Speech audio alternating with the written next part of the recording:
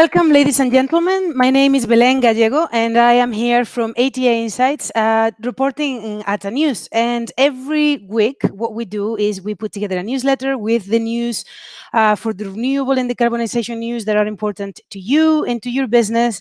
And we put it in a newsletter. You can access the newsletter either by signing up to ATA Insights newsletter, or you can just enjoy it also here in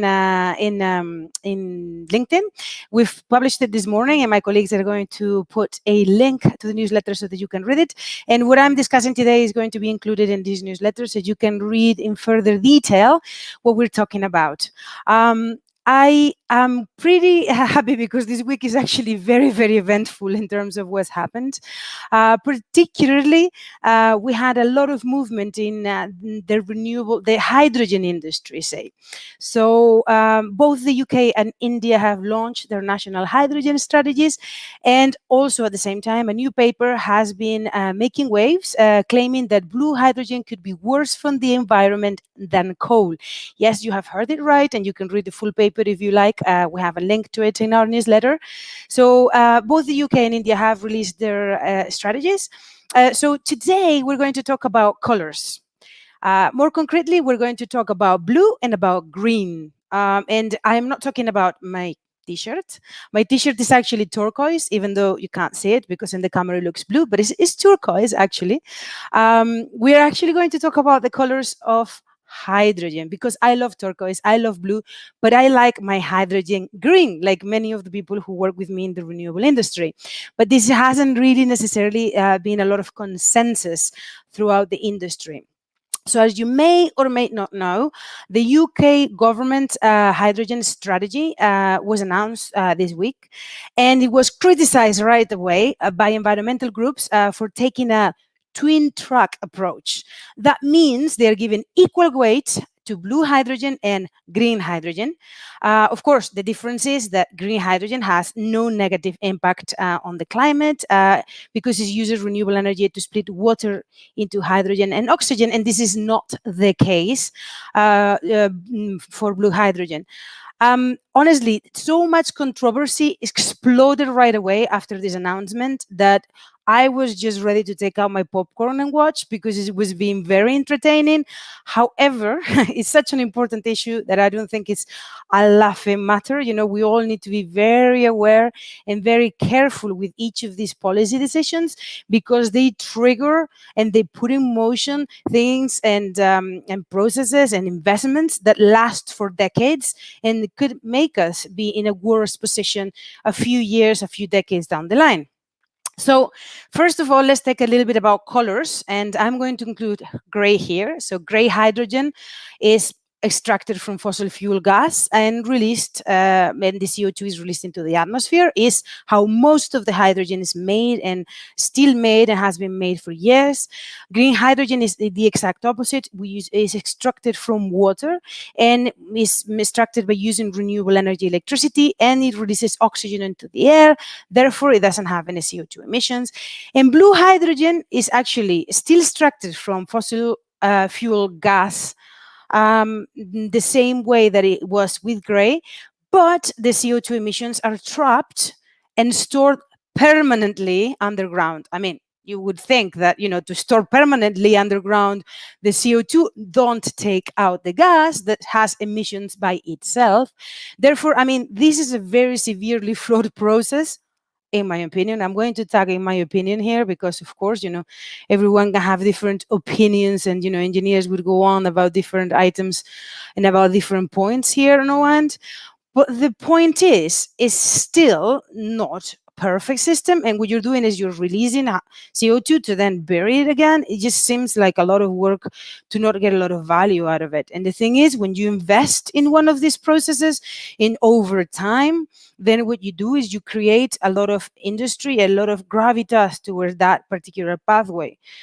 So it's never a good idea to start out wrong in the hopes to then later down the line change into a better way of doing things. It's better to start from the beginning doing it right when you already have the technology.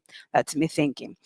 Of course, right away, I don't know if you've been following this via LinkedIn, but Chris Jackson, he quit as the chair of the leading hydrogen industry association right ahead in the UK, of course, because he thought he did it right before the strategy paper featuring the support for the blue hydrogen. So that is, when the UK government came out and talked about this twin track, he came out and said that oil companies have used false claims over the cost of producing fossil fuels, hydrogen, to win over the treasury and access billions of in taxpayer subsidies, according to him. And he said that he could no longer justify to himself being in this industries association. He couldn't lead the association that included oil companies backing blue hydrogen projects because the schemes were not sustainable and make no sense at all. Chris, well said, completely agree with you from this side. And he continued, if the false claims made by oil companies about cost of blue hydrogen were true, their projects would make a profit by 2030, after starting up in 2027 or 2028, because carbon prices are forecast to rise above £80 a ton. Instead, they're asking taxpayers for billions in subsidies for the next 25 years. They should tell the government that they don't need it. The fact that they don't tells you everything that you need to know. So well spotted, Chris, and thank you very much for sticking up to it, because he actually stepped down because he disagreed with this particular point. And just to make you, for you to make an idea, the UK's future blue hydrogen projects include plans for a BP to develop hydrogen plant in Teesside, and from the Norwegian state company Equinor to build the world's biggest hydrogen production plant with carbon capture storage near Hull. So, guys, in the oil industry, shame on you, because you should know better by now and take decarbonization seriously. At the end of the day, scientists had already concluded in 1912 that CO2 emissions were changing our climate. And if you need to see the papers for that, I've got them, although you're well aware of them too.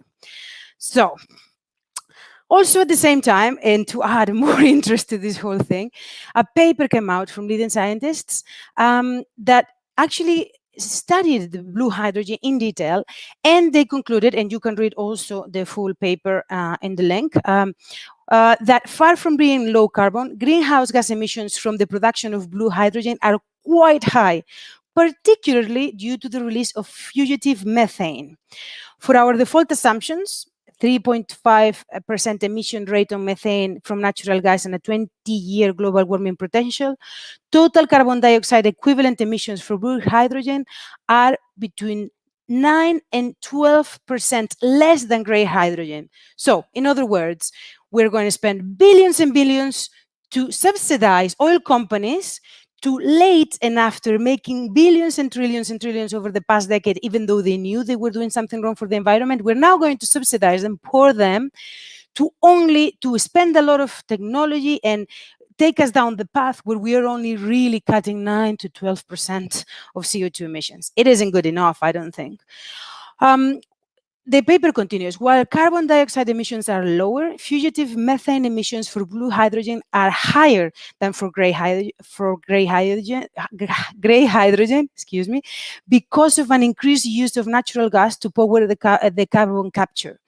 Perhaps surprisingly, the greenhouse gas footprint of the blue hydrogen is more than 20% greater than burning natural gas or coal for heat, and some 60% greater than burning diesel oil for heat. I mean, can you do things any worse just to keep yourself in business for the next 20, 30 years? I mean, I am changing the name, guys. This is no longer greenwashing.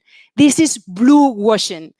We need to be starting to talk about the blue washing that the oil and gas industry are doing with this matter of hydrogen. Because greenwashing is the wrong term. Blue washing is what we need to be talking about. Anyway, I'm quite passionate and a little bit angry, just ever so slightly, about this topic. Anyway, let me give you some good news as well about hydrogen, because there are some. Volvo receives the world's first delivery of fossil-free steel for car making. So the Swedish car maker is getting it done, whilst other people just talk about it, and has received this first delivery of fossil-free steel this month. They're using currently a hydrogen breakthrough iron making technology in a partnership with iron ore producer LARP and the energy company Vattenfall. Now, Volvo, well done. However, we're going to be watching out for blue washing and many other such trickery. So please do it right as you should. There has also been some announcements by Marx, that they're going to buy some shipping fuels, some ships rather that use methanol.